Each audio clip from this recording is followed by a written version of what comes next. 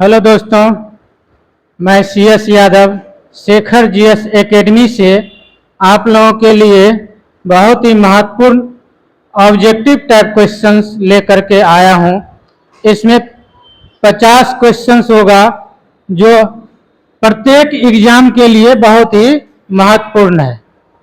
जैसे कि बीपीएससी,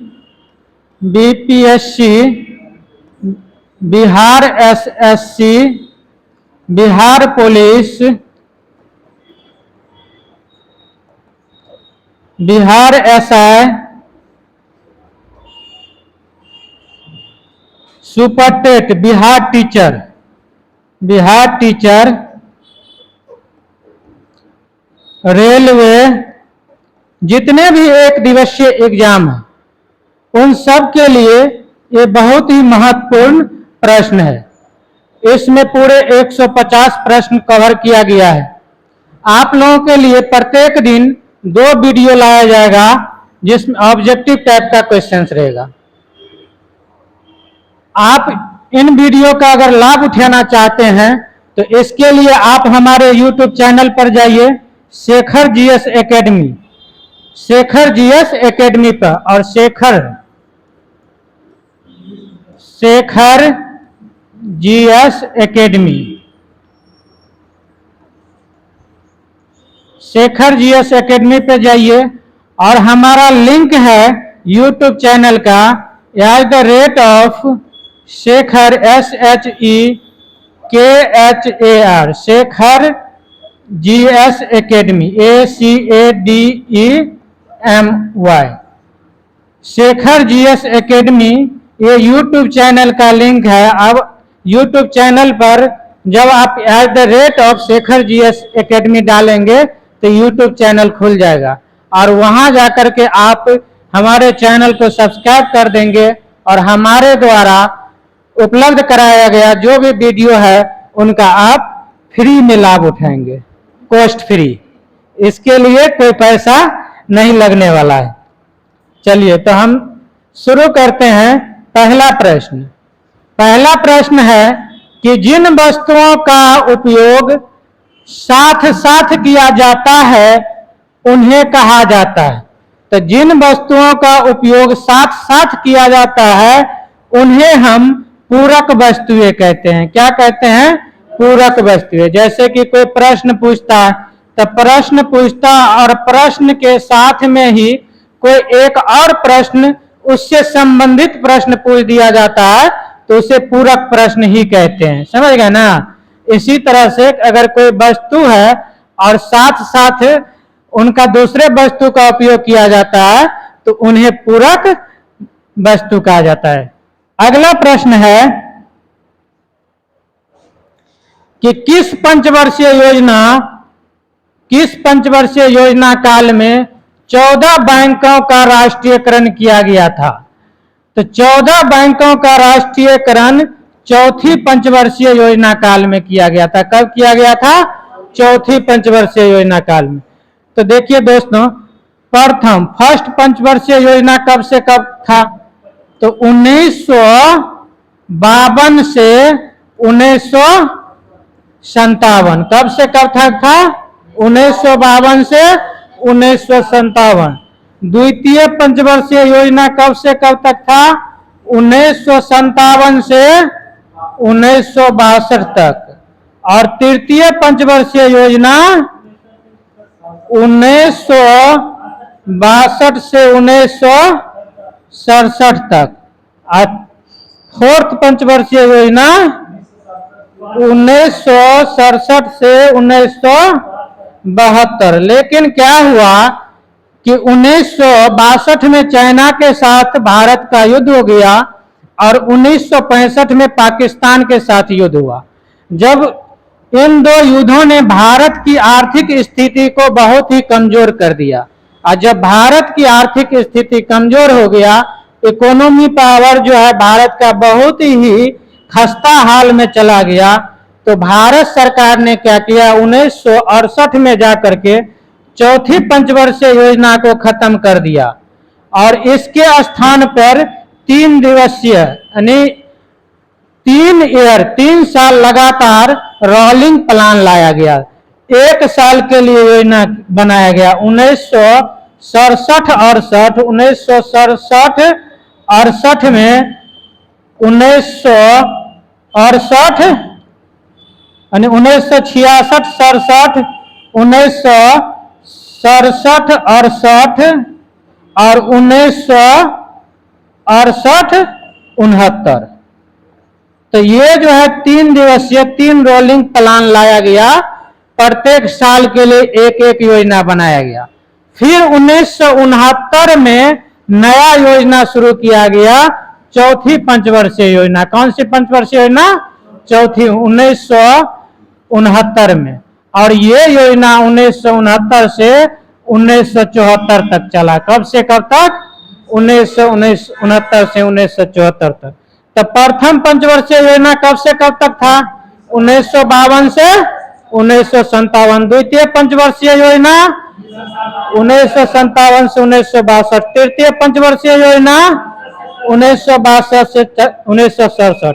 और चतुर्थ पंचवर्षीय योजना को खत्म करके इसके बीच में 3 रोलिंग प्लान लाया गया। 1967 से 1968, 1968 यानी 1966 से 1967, 1967 से 1968 और 1968 से 1969।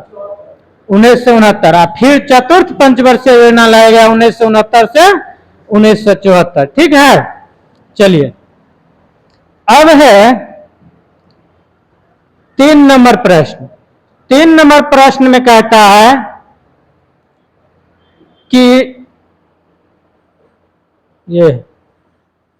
चश्मे के लेंस किस कांच से बनाए जाते हैं? जो चश्मा हम लोग पहनते हैं उसका लेंस किस कांच से बनाया जाता है? तो क्रूक्स कांच से बनाया जाता है। किस कांच से? क्रूक्स कांच से। चश्मे का लेंस क्रूक्स कांच से बनाया जाता है। अगर क्या? सब नहीं, जिसमें लेंस लगता है। हाँ, जैसे मेरा चश्मा है तो ये किससे बना हुआ है? क्रूक्स कांच से बना हुआ है। मोपला विद्रोह के मुख्य नेता कौन थे? तो मोपला विद्रोह के मुख्य नेता थे अली मुसलियार। कौन थे? अली मुसलियार। चलिए अगला प्रश्न है, देखिए इसमें इसका डिटेल भी दिया हुआ है कि मोपला विद्रोह 1921 ईस्वी में मालाबार तट पर हुआ था। कहां पे हुआ था? मालाबार तट पे हुआ था। मोपला जनजाति विद्रोह है। कौन सी विद्रोह है? जनजाति विद्रोह है। मालाबार तट कहां पे है?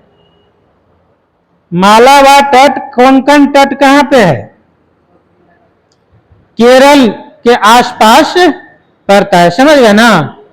चलिए, सबसे पहली धातु जिसका मानव ने प्रयोग किया था, तो पहली बार मानव ने किस धातु का प्रयोग किया था? तो तांबा धातु का प्रयोग किया था पहली बार। किस धातु का? तांबा धातु का।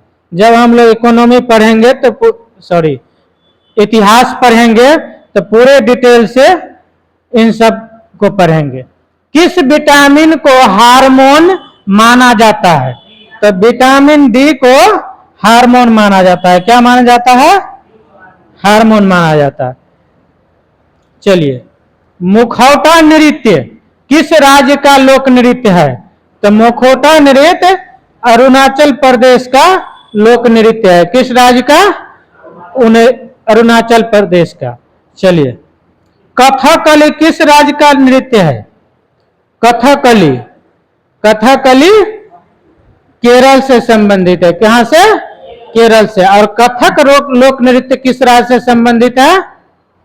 देखिए कथकली, कथकली ये जो है केरल से संबंधित है। कहां से? केरल से। अगर पूछ देगा कि कथक, कथक कहां से संबंधित है, तो कथक है पूर्वी भारत से। कहां से? पूर्वी भारत। और पूर्वी भारत में कहां से? तो यूपी से। कहां से? यूपी से, उत्तर प्रदेश से कथक लोक नृत्य। चलिए, मोहिनी अट्टम कहां से संबंधित है? मोहिनी अट्टम केरल से। चलिए अगला प्रश्न, आदि ब्रह्म समाज की स्थापना कब हुई थी? 1866 ईस्वी में। किसके द्वारा किया गया था? केशव चंद्र सेन के द्वारा। केशव चंद्र सेन के द्वारा, केशव चंद्र सेन के द्वारा किया गया था आदि ब्रह्म समाज की स्थापना। और ब्रह्म समाज की स्थापना किसके द्वारा किया गया था? सिर पकड़ ब्रह्म समाज को दे, तो ये किया था राजा राम मोहन राय के द्वारा। कब किया गया था? 1828 में। याद हो गया? चलिए अगला प्रश्न, विधवा पुनर्विवाह अधिनियम किसके शासनकाल में क्रियान्वित किया गया था? तो लॉर्ड कैनिंग के शासनकाल में। किसके शासनकाल में? लॉर्ड कैनिंग के शासनकाल में। कब? लॉर्ड कैनिंग का शासनकाल कब से कब तक था? अंतिम वायसराय कौन थे? भारत के अंतिम वायसराय लॉर्ड कैनिंग। कौन थे? Lord Canning. तो उन्हीं के शासनकाल में 1856 ईस्वी में विधवा पुनर्विवाह को पारित किया गया था। चलिए, भारतीय स्तंभ अभिलेख किस शासक से संबंधित है? भारतीय स्तंभ अभिलेख किस शासक से संबंधित है? स्कंदगुप्त से। कहां किससे? तो भारतीय स्तंभ अभिलेख स्कंदगुप्त से संबंधित है। स्कंदगुप्त किस वंश से संबंधित है? गुप्त वंश से। किस वंश से? गुप्त वंश से संबंधित है स्कंदगुप्त। चलिए, अच्छा कभी कभी पूछ देता है एग्जाम की, विक्रम जो नालंदा विश्वविद्यालय है, नालंदा विश्वविद्यालय की स्थापना किसने किया था? तो ये गुप्त वंश के राजा ही कुमार गुप्त के द्वारा किया गया था। किसके द्वारा? कुमार गुप्त के द्वारा। हाँ क्या? हाँ पूरा नाम यही है। चलिए अगला प्रश्न,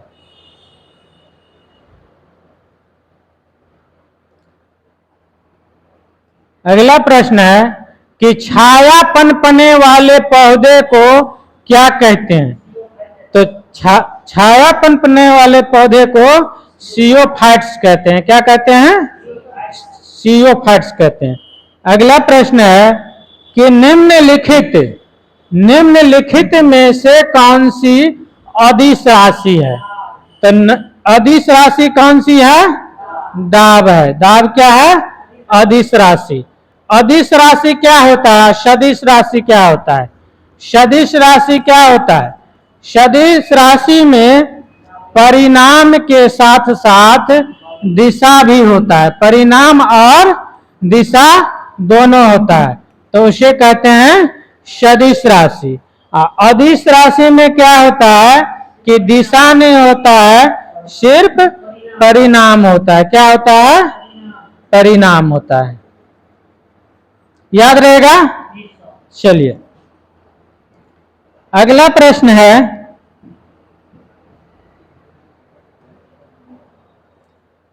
कि तेल का एक बैरल निम्न में से लगभग कितना होता है? तो तेल का एक बैरल जो होता है 159 लीटर होता है। कितना होता है? 159 लीटर, 159 लीटर के बराबर होता है। ठीक है। चलिए अगला प्रश्न, फायदोमीटर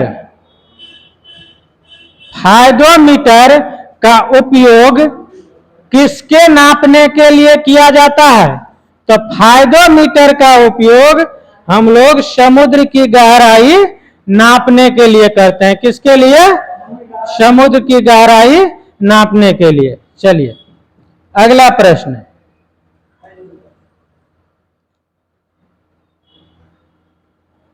अंतरिक्ष यात्री निर्वात में सीधे खड़े नहीं रह सकते, क्योंकि निर्वात में क्या होता है? गुरुत्वाकर्षण नहीं होता है, इसीलिए अंतरिक्ष यात्री निर्वात में खड़े नहीं रह सकते। अगला प्रश्न कि मथने के पश्चात मथने के पश्चात क्रीम का दूध से पृथक हो जाने का कारण क्या है? तो ये है अपकेंद्रीय बल। कौन सी बल? अपकेंद्रीय बल। अपकेंद्रीय बल के कारण ही, अपकेंद्रण के कारण ही, जैसे कि भरी बाल्टीन में अगर आप पानी से भरी बाल्टीन में अगर कोई वस्तु को रख देते हैं तो अपकेंद्रण के कारण ही वो वस्तु इसकी पेंदी से थोड़ा, जो उसका वास्तविक स्थान होता है उससे थोड़ा ऊपर उठा हुआ महसूस होता है। नहीं, अगर कोई सिक्का आप रख दे पानी में, जो बाल्टीन में पानी भरा हुआ उसमें कोई सिक्का डाल दे तो अपने स्थान से ये ऊपर उठा हुआ प्रतीत होगा। अगर कोई रड इसमें डाल दे तो अपने स्थान पे नहीं दिख करके उससे थोड़ा अलग दिखेगा, नहीं, थोड़ा टेढ़ा दिखेगा। चलिए अगला देखिए, वस्तु की मात्रा बदलने पर अपरिवर्तित रहेगा। अगर वस्तु की मात्रा बदल दे तो उसका घनत्व क्या होता है? अपरिवर्तित रहता है। घनत्व होता है डेंसिटी। क्या होता है? डेंसिटी।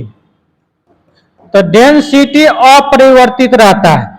और इसकी मात्रा जो है, जैसे आयतन, तो आयतन बदल जाएगा। आयतन क्या होता है? वॉल्यूम।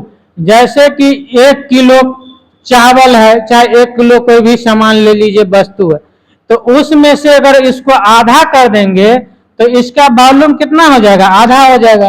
नहीं, लेकिन इसका जो घनत्व है, डेंसिटी है, वो वैसा की वैसा ही रहेगा। जैसे कि ये लकड़ी का बना हुआ बेंच है, इसको 2 भाग में काट देंगे तो इसकी मोटाई पर कोई प्रभाव पड़ेगा?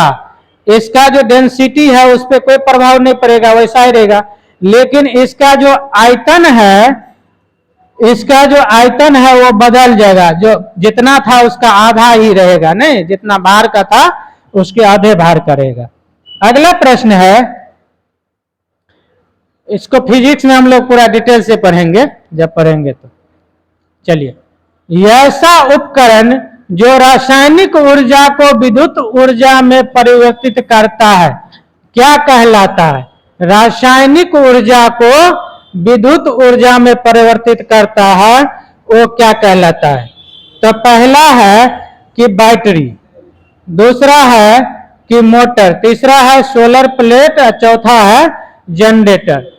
तो जो रासायनिक ऊर्जा है उसे विद्युत ऊर्जा में कौन परिवर्तित करता है? बैटरी परिवर्तित करता है। क्योंकि बैटरी में क्या होता है? रासायनिक पदार्थ भरा हुआ रहता है। नहीं, और जब बैटरी को हम टॉर्च में डालते हैं, चाहे क्या कहते हैं मोबाइल में डालते हैं, और किसी भी चीज में बैटरी को डालते हैं, उससे क्या होता है? विद्युत ऊर्जा का परिवर्तन होता है। सोलर प्लेट, सोलर ऊर्जा जो होता है उसको विद्युत ऊर्जा में परिवर्तित कर देते हैं। समझ गए ना? Solar plate. विद्युत मोटर जो होता है ये क्या करता है? मोटर क्या है कि डायनेमो के सिद्धांत पे कार्य करता है। तो विद्युत मोटर जो है यांत्रिक ऊर्जा को विद्युत ऊर्जा में परिवर्तित कर देता है। समझ गए ना? चलिए, आरंभिक बौद्ध साहित्य, आरंभिक बौद्ध साहित्य किस भाषा में रची गए थे, यानी रचा गया था? आरंभिक बौद्ध साहित्य जो है पाली भाषा में लिखा गया था। किसमें? पाली भाषा में। पाली में क्यों लिखा गया था? कि महात्मा बुद्ध जो थे उन कहां पर इनको ज्ञान की प्राप्ति हुआ था? बुद्ध को ज्ञान की प्राप्ति कहां पे हुआ था? बोध गया में हुआ था। कहां पे? बोध गया में हुआ था। बुद्ध को ज्ञान की प्राप्ति बोध गया में हुआ था। अब बोध गया कहां पे पड़ता है?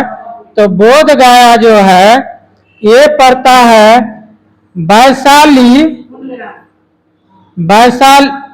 वैशाली ने, ये पड़ता है मगध के क्षेत्र में। कहा? मगध प्लस गया, जो गया, मगध के क्षेत्र में कौन कौन क्षेत्र पड़ता है? गया, पटना और नालंदा। कौन सा? पटना, गया और नालंदा का जो क्षेत्र है वो लगभग मगध के क्षेत्र में पड़ता है। और इन क्षेत्रों में जो बोली जाने वाली भाषा थी वो कौन सी? पाली भाषा। इसीलिए महात्मा बुद्ध के द्वारा जो पहला बुक लिखा गया और प्रवचन दिया गया, जो शिक्षा दिया गया, किस भाषा में? पाली भाषा में, स्थानीय भाषा में, क्योंकि वहां के लोग जो स्थानीय लोग थे वो पाली भाषा को समझते थे, इसीलिए पाली भाषा में। बुद्ध कहाँ के थे? महात्मा बुद्ध थे बिहार के। इनका जन्म हुआ था नेपाल की तराई में, लुम्बिनी में। कहाँ पे हुआ था? नेपाल की तराई में एक गांव है लुम्बिनी, वहां पे महात्मा बुद्ध का जन्म हुआ था। जब इतिहास पढ़ेंगे तो पूरे डिटेल में बौद्ध धर्म को पढ़ेंगे, समझ गए ना। बुद्ध किस वंश से संबंधित है? तो बुद्ध जो है शाक्य कुल के थे। किस वंश से? शाक्य कुल से। ठीक है। बुद्ध की माता का नाम क्या था? तो बुद्ध की माता का नाम, जो इनका लालन पालन किया था, उनका नाम था क्या? गौतमी। क्या नाम था? गौतमी। चलिए, प्रजापति गौतमी। चलिए, और जैन धर्म कुछ भी नहीं छूटेगा, सब आ जाएगा। अलग अलग क्वेश्चन में उनकी पत्नी का नाम, माता का नाम, पिता का नाम। पिता का नाम शुद्धोधन था। क्या नाम था? शुद्धोधन। भारत में जैन धर्म के वास्तविक संस्थापक किसे माना जाता है? तो भारत में जैन धर्म के वास्तविक संस्थापक महावीर स्वामी को माना जाता है। और महावीर स्वामी जैन धर्म के किस नंबर के तीर्थकर थे? महावीर स्वामी किस नंबर के तीर्थकर थे? 24वें तीर्थकर थे। कौन से तीर्थकर? 24वें। पार्श्वनाथ 23वें तीर्थकर थे। किस नंबर के? 23वें तीर्थकर थे। और ऋषभ देव जैन धर्म के प्रथम तीर्थकर थे। कौन थे? प्रथम तीर्थकर। ठीक है। और आदिनाथ जो थे वो किस नंबर के तीर्थकर थे? पहला वीडियो, आज के वीडियो में ही सुबह में हम लोग पढ़े थे आदिनाथ के बारे में। ठीक है। तो ये आप लोगों के लिए प्रश्न, ये होमवर्क रहा कि आप पहला वीडियो देखेंगे जो मॉर्निंग में अप्लाई किया गया था, उसमें डिटेल से बताया गया कि आदिनाथ के बारे में। समझ गए ना। चलिए, क्षेत्रफल की दृष्टि से निम्नलिखित में से कौन सा संसदीय चुनाव क्षेत्र सबसे बड़ा है? तो क्षेत्रफल की दृष्टि से लद्दाख जो जम्मू कश्मीर एरिया में पड़ता है वो सबसे बड़ा संसदीय क्षेत्र था। लेकिन अब क्या हो गया कि जम्मू कश्मीर, इस जो लद्दाख थे, इस लद्दाख को अलग कर दिया गया जम्मू कश्मीर से और इनको बना दिया गया केंद्र शासित प्रदेश। क्या बना दिया गया? केंद्र शासित प्रदेश। ठीक है। चलिए, अगला प्रश्न देखिए। न्याय की जंजीर के लिए निम्न में से कौन सा मुगल सम्राट प्रसिद्ध था? तो न्याय के जंजीर के लिए जहांगीर प्रसिद्ध था। कौन थे? जहांगीर। क्योंकि इन्होंने न्याय की जंजीर बनवाया था। किस चीज का? कभी कभी पूछता है कि न्याय की जंजीर किस चीज से बना हुआ था? तो सोने का बना हुआ था। किस चीज का? सोने का बना हुआ था। न्याय की जंजीर क्या था? तो न्याय का जंजीर क्या था कि जो ये क्या कहते, जहांगीर के दरबार में, जहां उनका दरबार लगता है, वहां से लेकर के जो इनका गेट था, प्रथम गेट, तो प्रथम गेट पर ये क्या किया था, एक घंटी नाम, बहुत बड़ा घंटी लगा दिया था। समझ गए ना। और उससे, सॉरी, यहाँ पे एक घंटी लगा दिया था और यहाँ पे एक गेट के पास जंजीर, यहाँ से घंटी से लेकर के वहां तक जंजीर को फिट कर दिया था।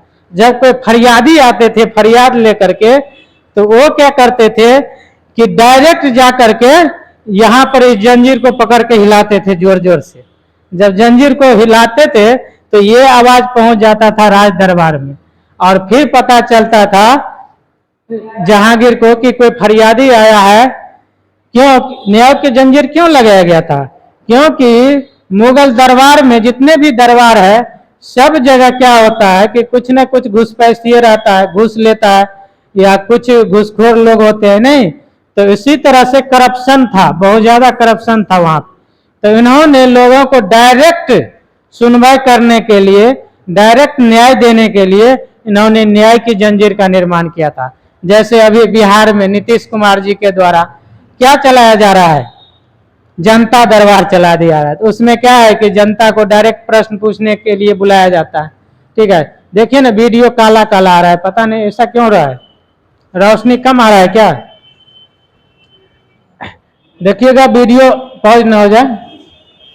चलिए अगला प्रश्न देखिए, 25 नंबर क्वेश्चन कहता है कि किस सिख नेता की इस्लाम धर्म न ग्रहण करने के कारण औरंगजेब ने हत्या करवा दी? तो औरंगजेब ने सिख नेता तेग बहादुर को हत्या करवा दिया गया था। किसका हत्या? सिख नेता तेग बहादुर को। उसको हटाइए ना, स्क्रीन पर दिख रहा है मिनिमाइज वाला। हाँ चलिए, तो औरंगजेब के द्वारा सिख नेता तेग बहादुर का हत्या करवा दिया गया था, नहीं? चलिए, और गुरु अर्जुन देव का भी हत्या करवा दिया गया था। जब हम लोग इतिहास पढ़े थे तो उसमें पढ़े थे कि किस किस नेता का मुगल सम्राट के द्वारा हत्या करवा दिया गया था। जहांगीर के द्वारा किसका हत्या करवाया था? गुरु अर्जुन देव का, नहीं? अगला प्रश्न है कि रामचरितमानस के रचयिता तुलसीदास किसके समकालीन थे? तो तुलसीदास अकबर के समकालीन थे। किसके समकालीन थे? अकबर महान के समकालीन। अकबर का कार्यकाल कब से कब तक था? अकबर का कार्यकाल 1556 से लेकर के 1605 ईस्वी तक। कब से कब तक था? 1556 से 1605 तक। सिख समुदाय के संस्थापक कौन थे? तो सिख समुदाय के संस्थापक थे गुरु।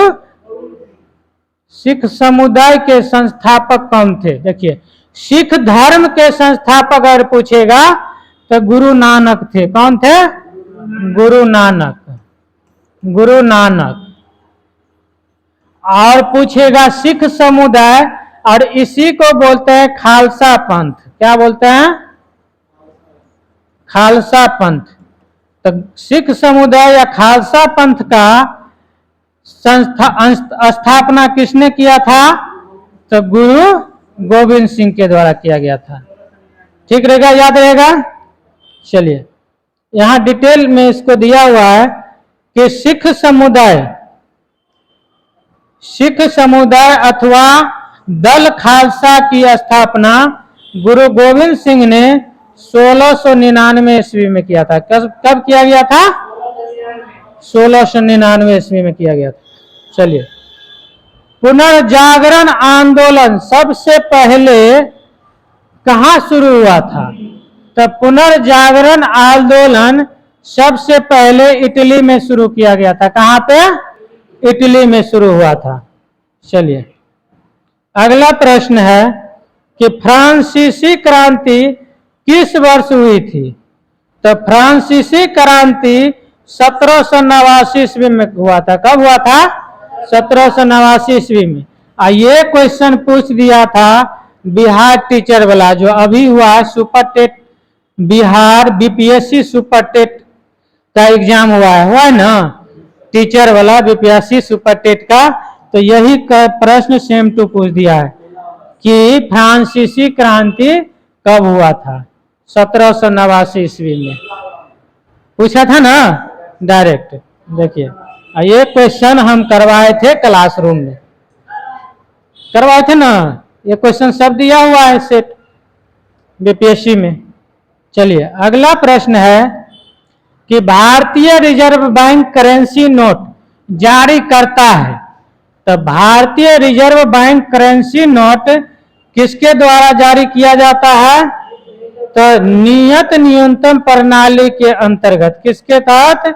नियत न्यूनतम प्रणाली के अंतर्गत किया जाता है करेंसी नोट। और करेंसी नोट जो होता है किसके द्वारा जारी किया जाता है? उस पे हस्ताक्षर कौन करते हैं? तो आरबीआई के गवर्नर। कौन करते हैं? आरबीआई का गवर्नर। चलिए अगला प्रश्न है 31 नंबर क्वेश्चन कि अंतर्राष्ट्रीय योग दिवस कब मनाया जाता है? तो अंतर्राष्ट्रीय योग दिवस 21 जून को मनाया जाता है। प्रत्येक वर्ष कब मनाया जाता है? 21 जून को। चलिए, लाल कुर्ती नामक सेना का गठन किसने किया था? तो लाल कुर्ती नामक सेना का गठन किया था गैरीबाल्डी ने। किसने किया था? गैरीबाल्डी के द्वारा किया गया था। चलिए, आलू आलू किस कुल का पौधा है? तो आलू जो है सोलेनेसी कुल का पौधा है। आलू किस कुल का पौधा है? सोलेनेसी कुल का पौधा है। चलिए, निम्नलिखित में कौन सी बीमारी विषाणु जनित है? इसमें कहता है कि विषाणु जनित हेपेटाइटिस है। कौन सी है? हेपेटाइटिस जो बीमारी है विषाणु जनित है। और इसी में पूछो जाए, अगर प्रश्न पूछेगा कि जीवाणु से संबंधित कौन सी रोग है, तो हैजा जो होता है ये सब जीवाणु से संबंधित होता है। आगे हम लोग पूरा डिटेल में पढ़ेंगे इस सब बीमारियों को कि कौन सी बीमारी किस रोग से संबंधित है। पहला प्रश्न देखिए, 35 नंबर का प्रश्न, भारतीय संविधान सभा में लक्ष्य प्रस्ताव किसने प्रस्तुत किया था? तो लक्ष्य प्रस्ताव ये जवाहरलाल नेहरू के द्वारा प्रस्तुत किया गया था। किसके द्वारा? जवाहरलाल नेहरू के द्वारा। तो ये पूछ देगा, कभी पूछता है कि लक्ष्य प्रस्ताव, कभी इसमें पूछ देता है कि प्रस्तावना किसके द्वारा पेश किया गया था? तो किसके द्वारा? जवाहरलाल नेहरू के द्वारा। किस पंचवर्षीय योजना काल का मुख्य उद्देश्य आर्थिक आत्मनिर्भरता थी? तो कौन सी पंचवर्षीय योजना? चतुर्थ पंचवर्षीय योजना। अभी अभी हम लोगों ने पढ़े कि कब से कब चतुर्थ पंचवर्षीय योजना का कार्यकाल कब से कब तक था? 1969 से 1974।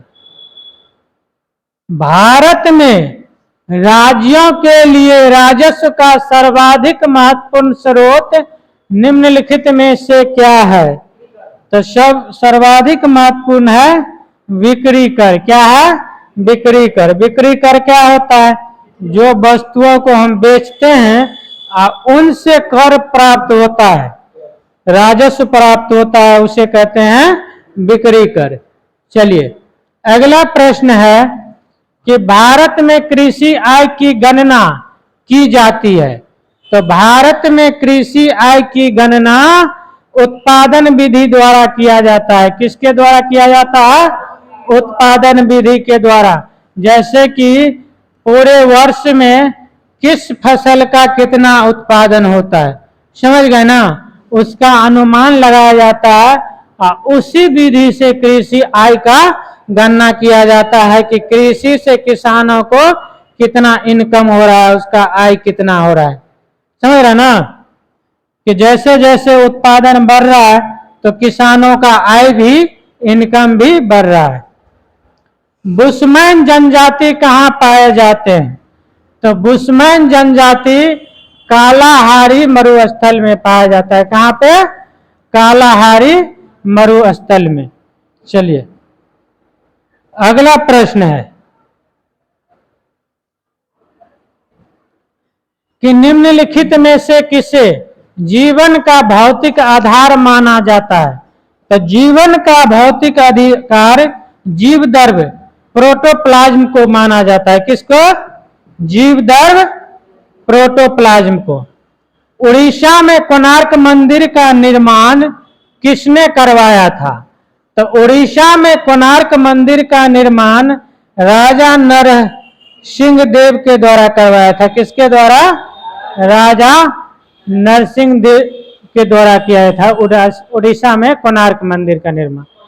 हाँ, इसी को ही, कोणार्क मंदिर को ही ब्लैक पैगोडा कहते हैं। समझ गए ना? कभी कभी पूछ देता है कि BLACK, ब्लैक पैगोडा।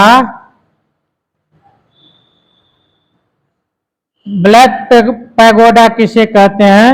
तो उड़ीसा में जो कोणार्क मंदिर है उसी को ब्लैक पैगोडा भी कहते हैं। चलिए, हाँ, पैगोडा पढ़ेंगे इसको डिटेल में। इतिहास जब पढ़ेंगे ना तो क्यों कहा जाता है, इसका कारण क्या है, सब पढ़ेंगे। ठीक है। सल्तनत काल में सबसे बड़ा साम्राज्य किसका था? तो सल्तनत काल में सबसे बड़ा साम्राज्य मोहम्मद बिन तुगलक का था। किसका? मोहम्मद बिन तुगलक का। चलिए, अगला प्रश्न है कि सल्तनत काल में गैर मुसलमानों से लिया जाने वाला धार्मिक कर क्या कहलाता है? तो जजिया कहलाता है। कौन सी कर? यह जजिया कर कहलाता है। अगला प्रश्न है कि दशवंत एवं बसावंत निम्न में से किस मुगल बादशाह के दरबार में चित्रकार थे? तो दशवंत और बसावंत अकबर के दरबार में चित्रकार थे। किसके दरबार में? अकबर के। चावल का प्रथम साक्ष्य किस स्थान से प्राप्त हुआ है? तो चावल का प्रथम साक्ष्य जो है लोथल से प्राप्त हुआ है। और लोथल कहाँ पे पड़ता है? तो लोथल गुजरात में पड़ता है। कहाँ पे? गुजरात में। गुजरात में पड़ता है लोथल। गुजरात में समुद्री किनारे। लोथल क्या था? एक बंदरगाह नगर था। क्या था? बंदरगाह नगर। तो पूछ देता है कि जो लोथल है भारत में पाया जाने वाला सिंधु सभ्यता का बंदरगाह नगर कौन सा है? तो कौन सा है? लोथल। कभी पूछता है कि लोथल कहाँ पे पड़ता है? तो गुजरात में। गुजरात में समुद्र किनारे पड़ता है। समझ गए ना? चलिए, अगला प्रश्न है कि गिरनार अभिलेख निम्न में से किस शासक से संबंधित है? तो ये जो है गिरनार अभिलेख, ये रुद्रदामन से संबंधित है। किससे संबंधित है?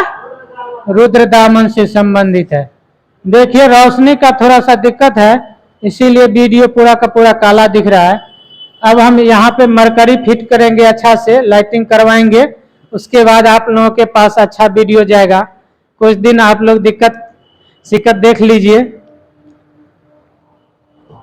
क्योंकि अभी नया नया क्लास का हम सेटलमेंट किए हैं, तो कुछ कमियां हैं इसमें, इसको दूर करेंगे बहुत जल्द। चलिए, अगला प्रश्न है कि पुस्तक किताब उल हिंद के लेखक कौन है? तो किताब उल हिंद के लेखक है अल बरूनी। कौन है? अल बरूनी। अगला प्रश्न देखिए, इसमें ना बहुत सारा महत्वपूर्ण है।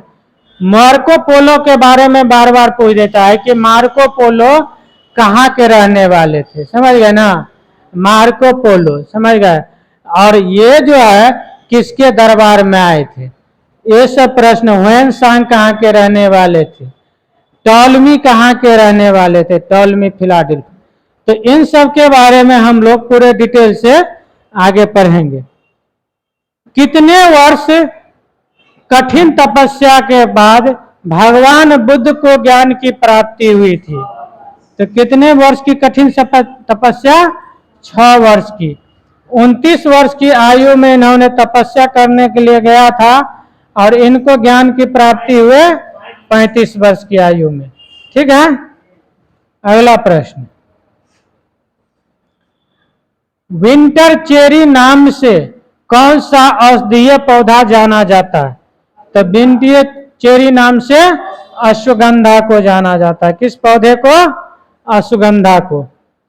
कौन सा जीव प्रकाश संश्लेषण से अपना भोजन बना सकता है? तो प्रकाश संश्लेषण से अपना भोजन शैवाल के द्वारा बनाया जाता है। किसके द्वारा? शैवाल के द्वारा। 50 नंबर क्वेश्चन, 51 नंबर कहता है कि जानवरों में फुट एवं मौत रोग का क्या कारण है? तो फुट एवं मौत रोग का कारण है वायरस। कौन सा? वायरस। देखिए दोस्तों, आप लोगों के लिए 51 क्वेश्चंस लाया गया है जो अति महत्वपूर्ण है। और आप लोग क्या करेंगे, हमारे YouTube चैनल का जो लिंक है @Shekhar GS Academy SHEKHARGS Academy ACADEMY, इस पर जा करके YouTube पर डायल करेंगे और जब हमारा YouTube चैनल खुलेगा तो उसको सब्सक्राइब कर देंगे और हमारे द्वारा प्रोवाइड करवाए गए प्रत्येक वीडियो का लाभ उठाएंगे। जय हिंद, जय भारत।